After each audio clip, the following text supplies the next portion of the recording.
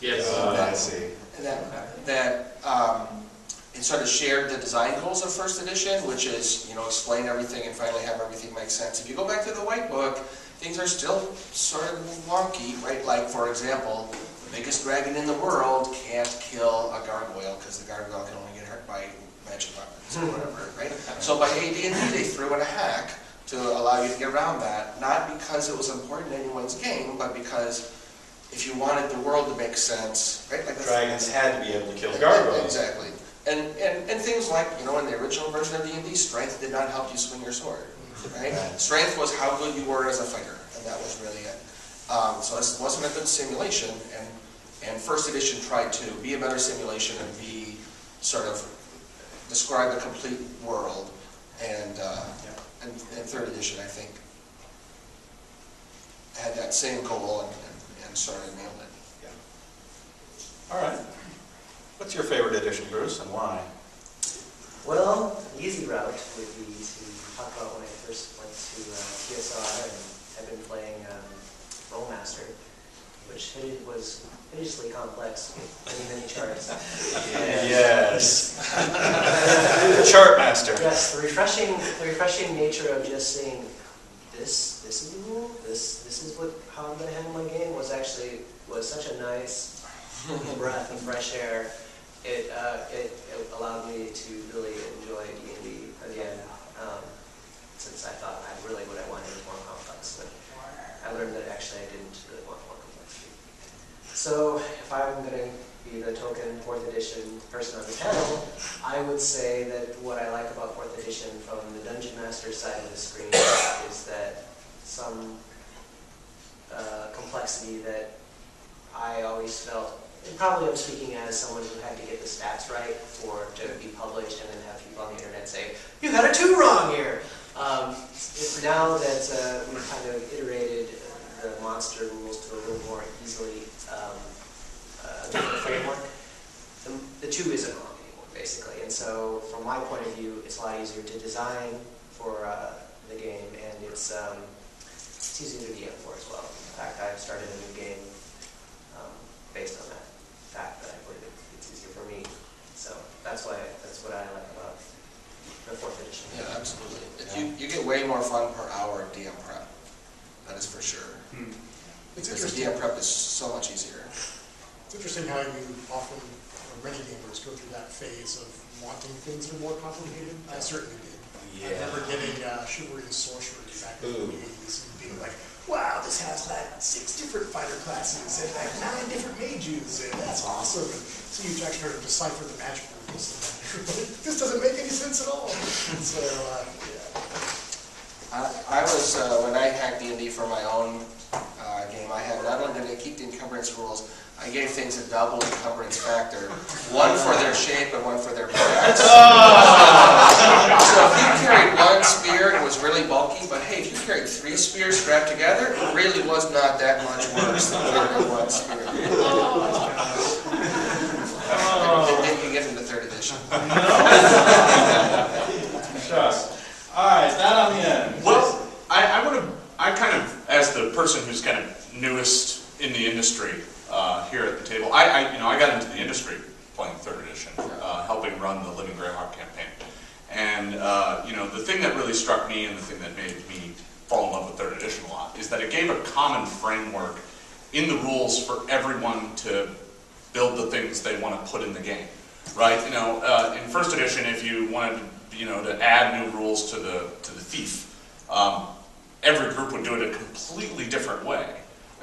Whereas when you got to 3rd edition, the structure and the framework got codified so that 2 groups might have different feats they added to make the rogue better, but they'd still be feats, and you could still kind of compare and contrast and work with them. And that also, obviously with the OGL and other things, opened it up for other game publishers to do that and have everything kind of work in one big family, which for me anyway allowed a real kind of smorgasbord picking to kind of get at that.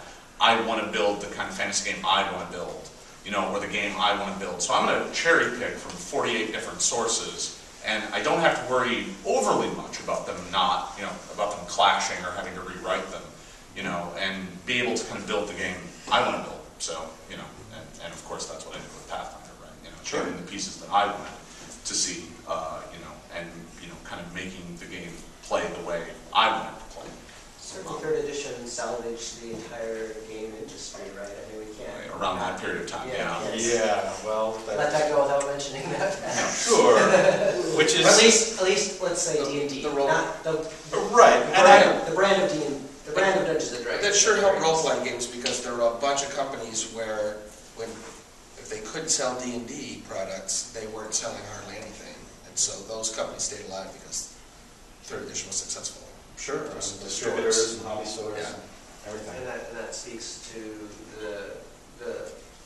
what Jason was talking about, how everything suddenly came together and how everything worked well together. It was a common vision. Yep. I'm actually going to hop to the period where everything was falling apart and praise that for a moment. All right. Yeah, I am. Well, okay. The easy answer is just like science fiction. The perfect age for D&D is the game you played when you were 13. But for me, it was actually the edition of D&D where I first got into the industry, which was second edition TSR, which was busy spinning out no end of settings, right?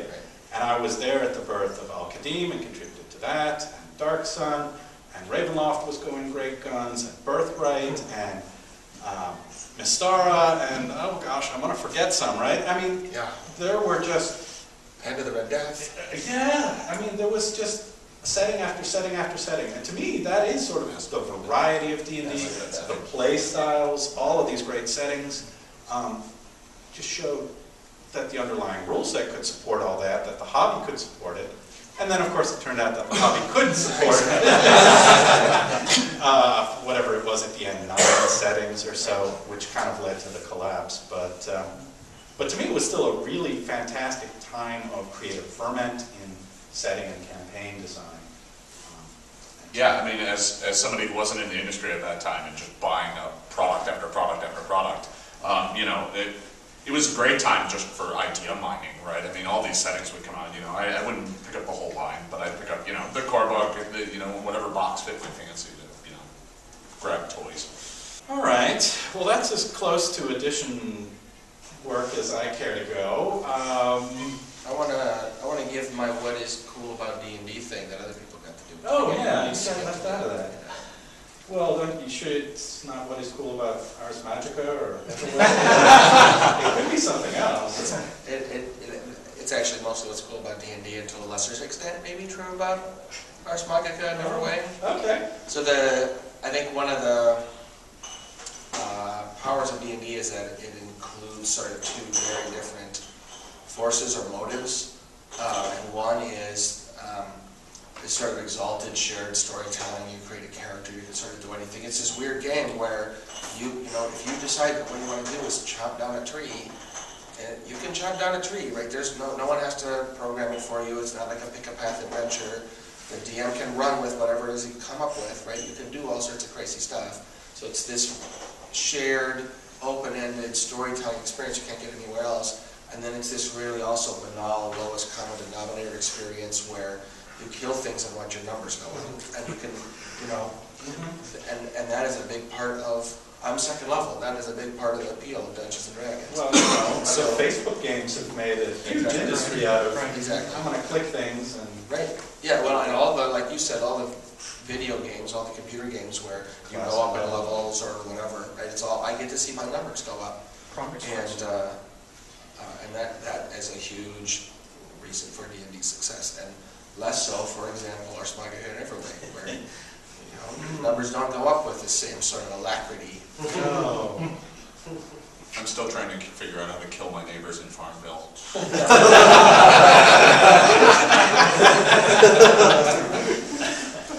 It's a Mafia Wars expansion. Oh, all right. We get on. Well, I mean, what is D&D has, in fact, been distilled down, in that sense, to D&D Tiny Adventures, right? And that's sort of the second sense you're talking about.